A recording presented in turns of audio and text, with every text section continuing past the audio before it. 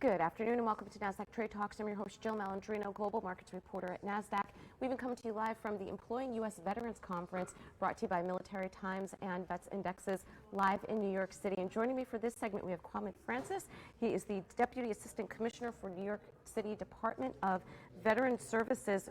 Welcome to Trade Talks, and I think it's pretty amazing. I didn't even know this, that New York City is the first in the United States that has its own department focused on veterans. Tell us why and what you're doing there. Yeah, that's correct. So we're the only municipal agency in the entire country, actually, that has a department dedicated to veterans and their families. And so what I oversee there is the entire Engagement and Community Services Division at DVS.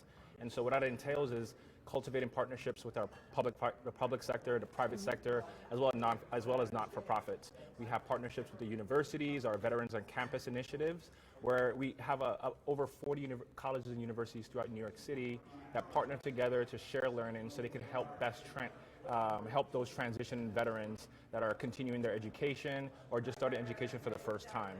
In addition to that, we also partner with the different veteran service organizations to help them advance their mission. So we're privileged to be a part of New York City, where we can be the megaphone for all of the different veteran service organizations and all the things that they're doing to help veterans, especially in the space of employment. All right, and that's what I was just going to ask you. How are you working with veterans? Because unfortunately, there is a high level of unemployment. Yeah.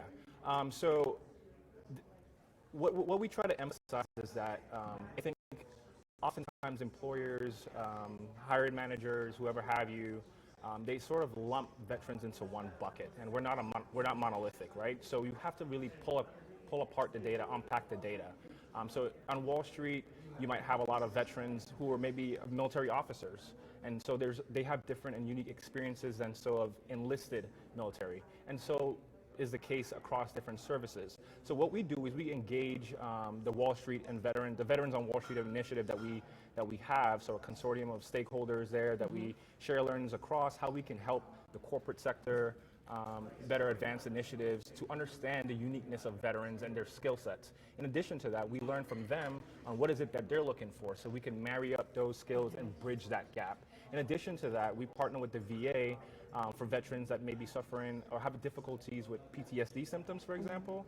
So we help them to put them in the cohort training, or not, is currently in a pilot phase. And so what that's doing is making it easier for veterans that deal with those mental health, for example, related issues, to help to put them in career settings to where they can thrive. All right, now what are you doing with New York City to make sure that there's laws that are protecting the veteran class? Yeah, so excellent question. So there's actually a law, in addition to the state and the federal government. New York City has a law that protects veterans. So veterans are a protected class, analogous to LGBTQ community and other communities that are protected classes. So we work closely with the Commission on Human Rights to ensure that veterans don't face employment discrimination, certainly disability discrimination, or housing discrimination. So New York City has a law in place in addition to the federal and state laws that exist. All right, well, thank you for all that you're doing for the community. Thank you so much. And thank you for joining me on Trade Talks. I'm Jill Malandrino, Global Markets Reporter at Nasdaq. Thanks.